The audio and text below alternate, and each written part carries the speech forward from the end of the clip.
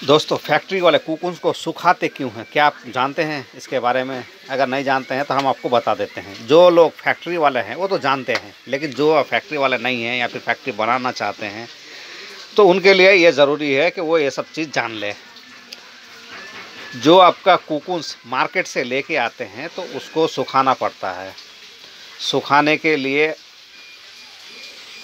एक डाला होता है, यानी बम्बू का ट्रे, इसमें डाल के आपका हल्का पतला करके आपका डाल के फिर उसको धूप में सुखाया जाता है। सुखाने के बाद इसको फिर बोरियों में भर के अपने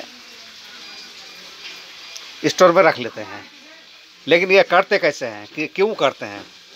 जैसे कि आपका ये हाट है, हाट से आपका कुकुन्स को ख़रीदा है, यानी आपका जो मंडी होता है कुकुन्स का, ये तो सरकारी सब ऑफिस है, ऑफिस से ही वहाँ पर कुकुन्स सब जो चासी लोग हैं वहाँ पर लेके आते हैं, वहाँ से फैक्ट्री वाले ख़रीद के लेके चले जाते हैं और उसको फिर सुखाते हैं। सुखाने का असल वजह यही है कि ये जो कुकुन्स है, कुकुन्स के अंदर जो आपका कीड़ा होता है, लार्वा के कंडीशन में होता है, वो ज़िंदा होता है।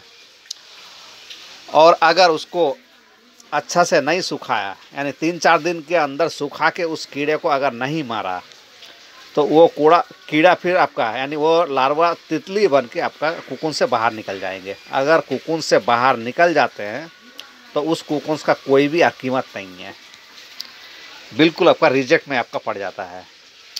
और जो फ्रेश कुकुन से वहाँ से ही धागा निकलता है, यानी जो आपका तितली होता है आपका रेशम के कीड़े का, वो अपने मुंह से एक किस्म का आपका थूक निकालते हैं, जिससे कि आपका वो कुकुन्स गल जाता है वहाँ से, और उसको फाड़ के आपका वहाँ से निकल जाते हैं। यानी जितना भी रेशा होता है वो रेशा टूट जाता है वहाँ से, और टूटे हुए चीज़ से आपका धागा नहीं बनेगा।